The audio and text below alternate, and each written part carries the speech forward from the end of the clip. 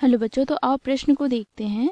माना कि ए एक व्युत्क्रमणीय आव्यूह है जिसका क्रम 2 गुनी 2 है, तो सारणिक एडजॉइंट ए बराबर क्या होगा, ये हमें ज्ञात करना है। इसके लिए बच्चों 4 विकल्प दिया गया है। ए विकल्प में 2 गुनी सारणिक ए, बी विकल्प में सारणिक ए, सी विकल्प में सारणिक ए का वर्ग, डी विकल्प में सारणिक ए का घन। तो दिए गए चारों विकल्प में से बच्चों हमें सही विकल्प का चयन करना है। ठीक है, तो बच्चों देखो, दिए गए प्रश्न की मुख्य अवधारणा की बात करें, दिए गए प्रश्न की मुख्य अवधारणा की बात करें तो बच्चों देखो, यहाँ पर व्युत्क्रमणीय आव्यूह किसे कहते हैं। तो यहाँ पर हम लिखेंगे, देखो व्युत्क्रमणीय आव्यूह किसे कहते हैं। तो जिसका सारणिक शून्य के बराबर ना हो उसे हम व्युत्क्रमणीय आव्यूह कहते हैं। अर्थात यदि आव्यूह ए हमें दिया है, ठीक है, यदि हम इसका सारणिक मान ज्ञात करें तो यह शून्य के बराबर प्राप्त नहीं होता है, तो इसे हम क्या कहेंगे, व्युत्क्रमणीय आव्यूह। ए क्या हो जाएगा, व्युत्क्रमणीय आव्यूह। ठीक है, अब बच्चों देखो यहाँ पर क्या बोला गया है, हमें ए व्युत्क्रमणीय आव्यूह दिया गया है जिसका क्रम अर्थात कोटि क्या है, 2 गुनी 2। तो यहाँ पर बच्चों देखो, हम मान लेते हैं,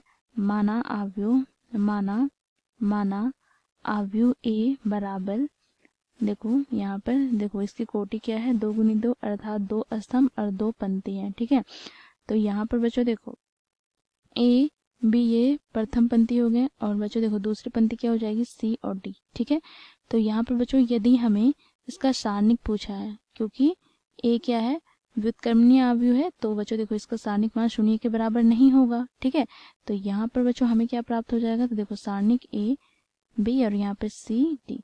अब इसका सारणिक मान हमें क्या हो जाए प्राप्त होगा, तो देखो यहाँ पर हम क्या करेंगे, यहाँ पर हम विकर्ण आव्यूह को गुना कर घटा देते हैं। तो बच्चों देखो यहाँ पर ए और डी को गुना करेंगे तो ए डी, माइनस यहाँ पर बी और सी को गुना करेंगे तो बी सी, ये हमें सारणिक ए का मान प्राप्त हो गया। ठीक है, अब बच्चों देखो यहाँ पर हमें क्या ज्ञात करना है, एडजॉइंट ए। ठीक है, तो एडजॉइंट ए कैसे ज्ञात करते हैं, तो बच्चों देखो यहाँ पर एडजॉइंट ए क्या हो जाएगा, तो जब भी हम 2 गुनी 2 कोटि के आव्यूह के एडजॉइंट निकालते हैं तो बच्चों यहाँ पर क्या होता है, देखो विकर्ण आव्यूह परस्पर प्रतिस्थापित कर देते हैं। ठीक है, और देखो यहाँ पर ये जो ए और डी है वो एक दूसरे को प्रतिस्थापित करेगा, अर्थात ए के स्थान पर डी चला जाएगा और डी के स्थान पर ए। ठीक है, और दूसरे विकर्ण बात करें तो बच्चों इसके चिन्ह परिवर्तित हो जाते हैं। तो यहाँ से हमें क्या प्राप्त होगा, तो यहाँ से बच्चों देखो ये डी हो जाएगा और यहाँ पर ए। ठीक है, और बच्चों यहाँ पर जो अवयव है उसी के साथ में चिन्ह परिवर्तन हो जाता है, अर्थात यहाँ पर यदि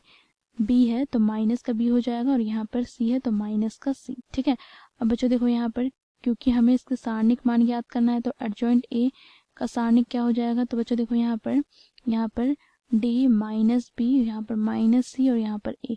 अब बच्चों देखो यहाँ से हम मान ज्ञात करेंगे तो यहाँ से हमें क्या प्राप्त होगा, तो बच्चों देखो ए गुनी डी, फिर बच्चों माइनस, यहाँ पर माइनस माइनस क्या हो जाएगा प्लस, तो यहाँ पर बी गुनी सी।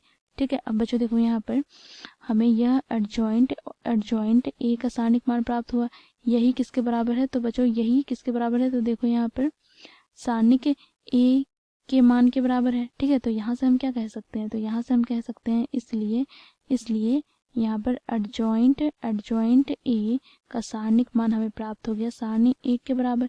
तो यही हमारा क्या हो जाएगा बच्चों, यही हो जाएगा हमारा दिए गए प्रश्न का उत्तर। अब हम विकल्प में देखेंगे तो कौन से विकल्प में यह दिया गया है, तो बच्चों देखो यह विकल्प बी में दिया गया है, विकल्प बी हमारा सही हो जाएगा, बाकी विकल्प गलत हो जाएंगे। तो आशा करती हूँ आप लोगों को यह प्रश्न समझ में आया होगा। धन्यवाद।